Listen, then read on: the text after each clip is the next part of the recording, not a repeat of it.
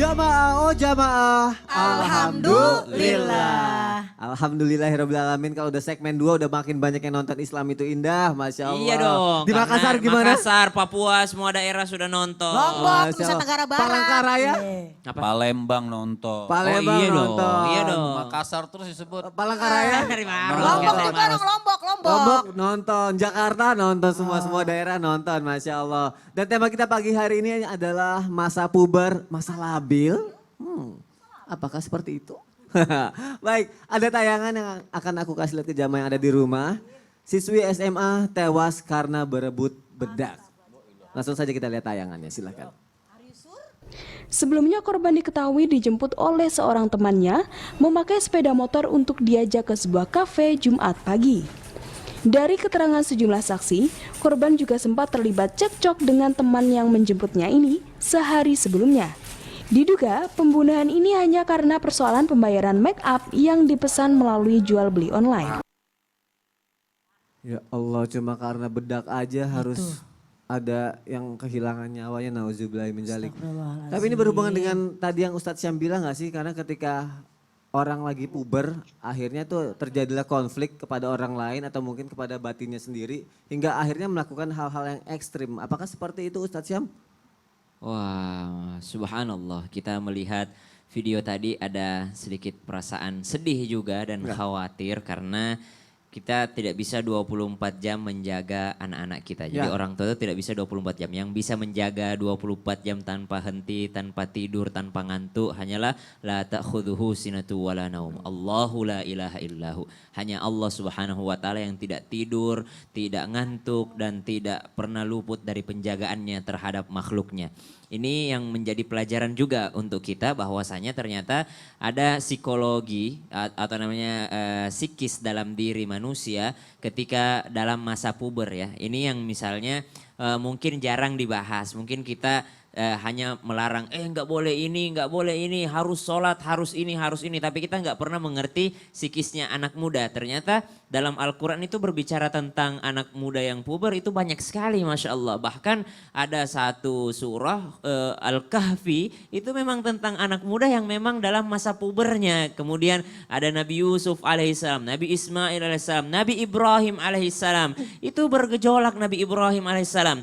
Nabi Ibrahim alaihissalam ketika masa pubernya mulai punya pendapat sendiri, mulailah beliau berbantah-bantahan dengan ayahnya. Dan mulailah diberikan wahyu oleh Allah Subhanahu wa taala. Diberikan wahyu, mulailah beliau berbantahan dengan ayahnya yang memang ayahnya memang untuk didakwahi. Apakah Nabi Ibrahim tidak sayang pada ayahnya atau karena cuma dorongan nafsunya? Tidak, tapi karena perintah Allah Subhanahu wa taala. Jadi dikatakan ya abati inni qad ja'ani minal ilmi ma lam ya'tik fattabi'ni ahdika siratan sawiya. Dia bilang sama ayahnya, wahai ayahku, saya ini udah dikasih ilmu dari Allah Subhanahu wa taala, maka ikuti aku, kutunjukkan engkau jalan yang benar. Kalau ditanya emosional ini memang luar biasa. Ada seorang pemuda datang kepada Nabi SAW di masa pubernya anak muda ini. Jadi anak muda biasa datang kepada Nabi, ya Rasulullah, mau izin nih. Kata Rasulullah, izin apaan? Ini ada sahabat di sini. Izin apa? Saya ini kan udah puber ya Rasulullah. Izin apa? Izin berzina boleh nggak? Waduh. Izin berzina boleh nggak? Ini yang marah itu bukan Rasulullah. Yang marah yang ada di sekitar Rasulullah, para sahabat. Bayangin loh, Habib lagi pengajian nih ya. Habib lagi pengajian. Sony nanya. Aku datang. Sony datang dari belakang Habib. gitu. Bib, pengen berzina, boleh nggak ya?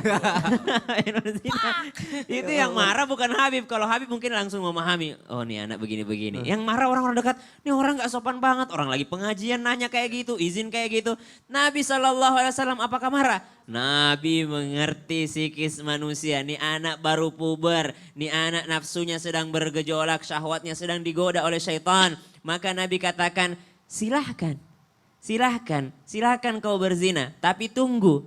Ingat, apakah engkau zinahi itu perempuan? Kata laki-laki ini, ya iyalah. Iyalah, saya kan laki-laki Rasulullah. Sekarang pertanyaannya, apakah ibumu perempuan? Oh iya dong, kan melahirkan saya, ibu saya perempuan. Apakah kau rela atau ridho kalau ada orang yang menzinahi ibumu? Maka kata pemuda ini, ya enggak lah ya Rasulullah. Berarti perempuan itu juga ibu dari anak-anaknya yang kau mau zinahi.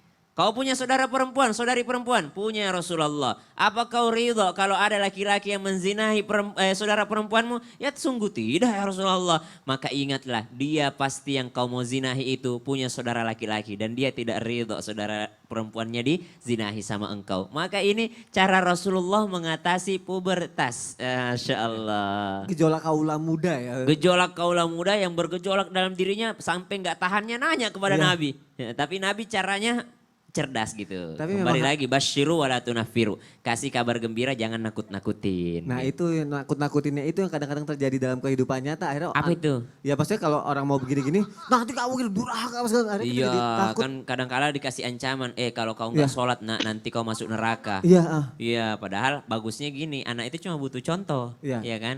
Kalau kau sholat Allah penuhi semua kebutuhanmu. Jadi yang baik-baiknya aja gitu. Masya Allah pendekatannya yang Iya, baik ya. Masya Allah. Masya Allah. Jazakallah khair Ustaz Sama-sama, Syam. Ustaz. Masya Allah. Baik jamaah yang ada di rumah kita lanjutkan lagi. Sekarang aku mau ngebacain pertanyaan yang sudah masuk ke media sosial Islam itu indah. Langsung saja ini Instagram dari hamba Allah. Assalamualaikum Ustadz, Ustazah. Saya lagi pusing nih. Suami saya baru aja berumur 40 tahun. Tapi tuh tingkahnya kayak anak ABG lagi puber. Make parfum jadi banyak banget. Biasanya mah dikit-dikit aja.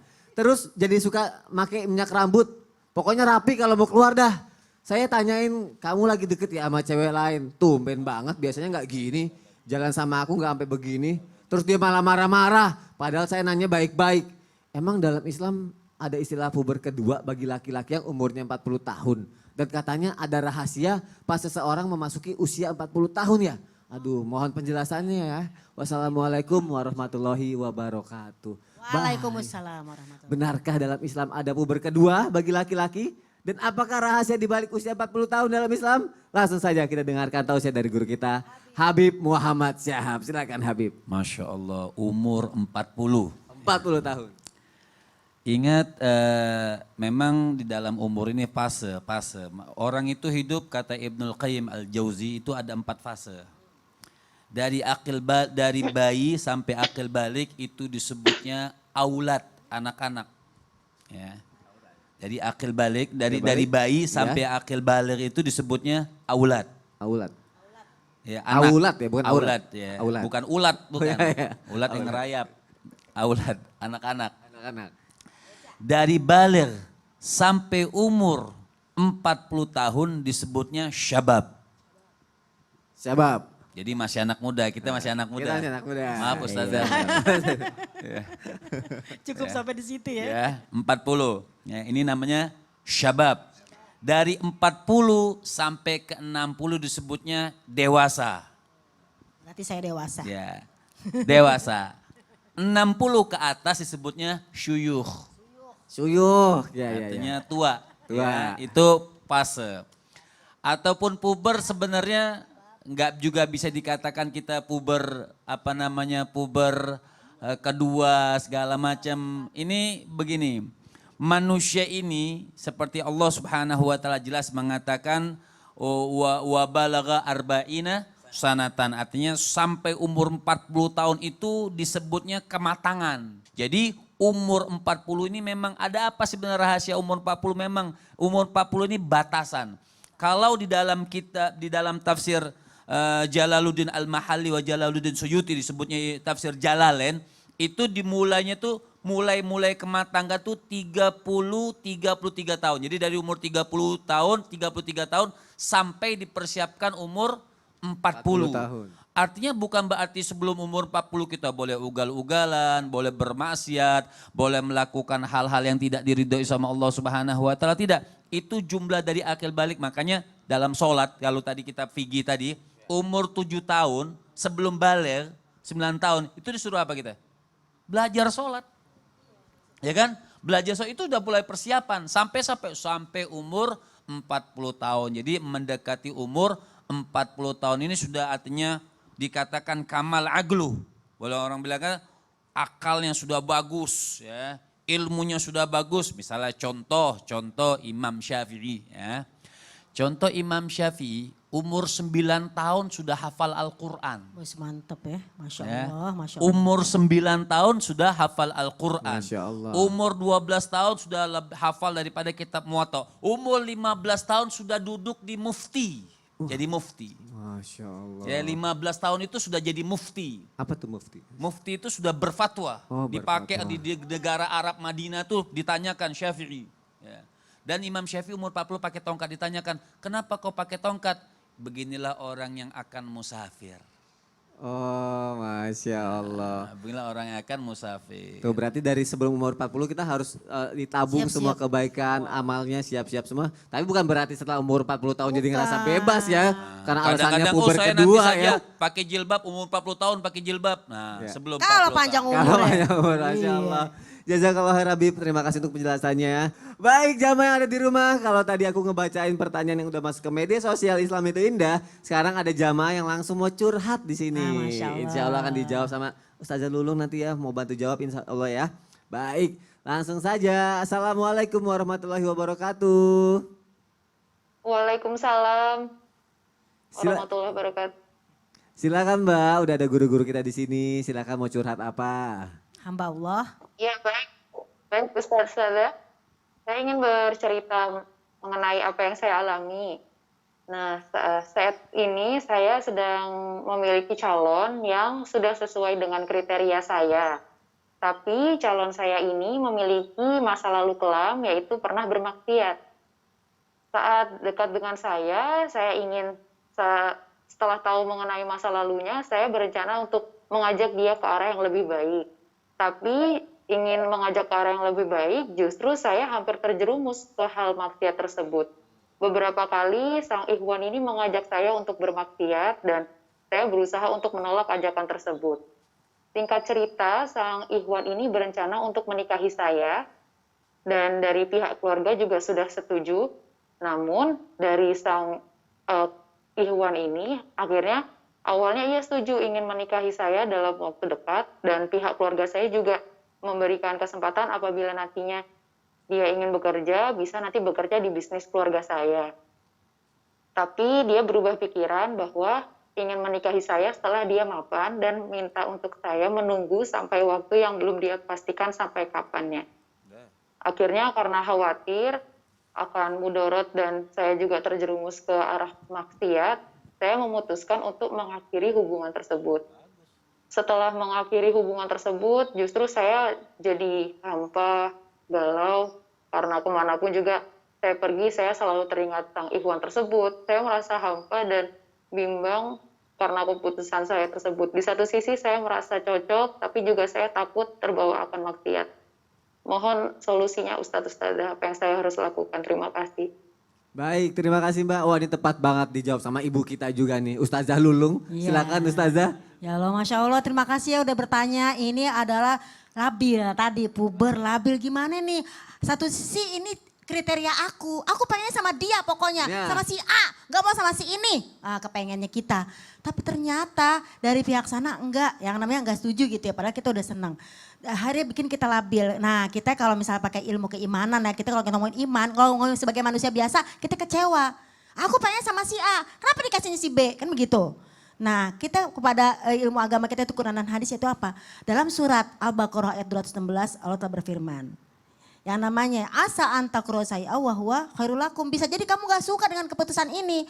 Tapi itu bagus buat kamu. Lagian tadi kayak begitu, ngajakin maksiat. Kita ngajak kebaikan, ngajakin maksiat. Alhamdulillah ya kan kita masih dijaga sama Allah. Ngomongin manusia mah kita kepengen juga termaksiat, kan begitu. Ya, Benar gak? ya. Siapa yang gak punya dosa? Betul. Nah, Alhamdulillah ini udah satu nilai buat Mbak bahwa dia mau untuk diajak baik, ya enggak? Ya. Tapi kalau lama-lama udah nunggu mapan aja. Dalam surat An-Nur dinyatakan orang itu yang namanya menikah itu iya kunu fukoro yugnimullah. Kalau orang itu nanti dalam keadaan kurang Allah berikan kekayaan. Jadi balik lagi ke Al-Baqarah tadi.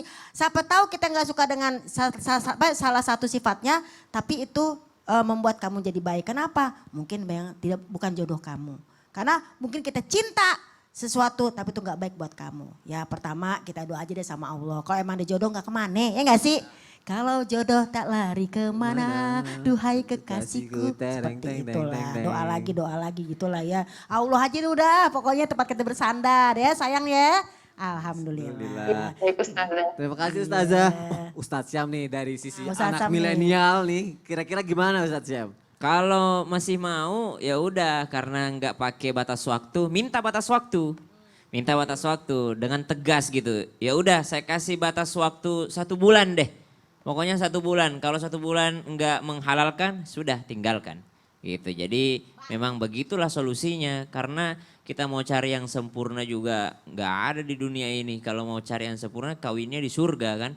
Dan Artinya ya, laki-laki yang baik bukan ngajak maksiat tapi ngajak halal. iya benar. Artinya baru. kalau memang Allah udah ini- kasih solusi Iya, artinya gitu. kalau dia udah putus sudah bagus berarti. Memang dia nggak bagus, gak usah pakai galau-galau. Wah laki-laki banyak di dunia. Iya, masa kriterianya Mbak adalah laki-laki yang ngajak maksiat? Kan Nah, bukan, kan katanya tadi sesuai dengan kriteria saya. Masa kriterianya Mbak laki-laki yang ngajakin saya maksiat? Gak masuk kriteria udah nggak masuk berarti. Cuma kalau Mbak masih galau, masih mikirnya, udah deh kasih waktu 1 bulan. 1 bulan kalau kau tidak melamar saya ya sudah, saya akan lupakan kau. Dan waktu 1 bulan ini Mbak jangan mikirin dia.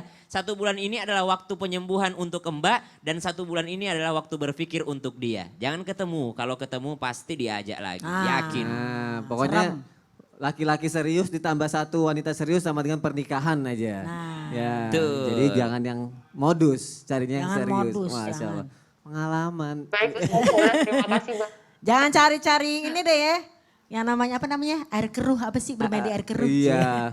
Gimana Mbak, sudah cukup puas dengan jawabannya? Ustazah, terima kasih banyak, syukron. Afwan, afwan. Terima kasih. Assalamualaikum warahmatullahi wabarakatuh. Warahmatullahi wabarakatuh. Masya Allah, senang ya kalau bisa kayak bisa berbagi solusi kepada jamaah yang ada di rumah. Insya Allah kan jadi pelajaran juga untuk jamaah yang lainnya. Benar-benar. Habib Muhammad Syahab. Masya Allah. Kayak di Ya, ini wah, bannya. Kayak kuis. Kayak kuis ya. Habib aku mau nanya Habib izin. tuh. Heri. Heri. Habib.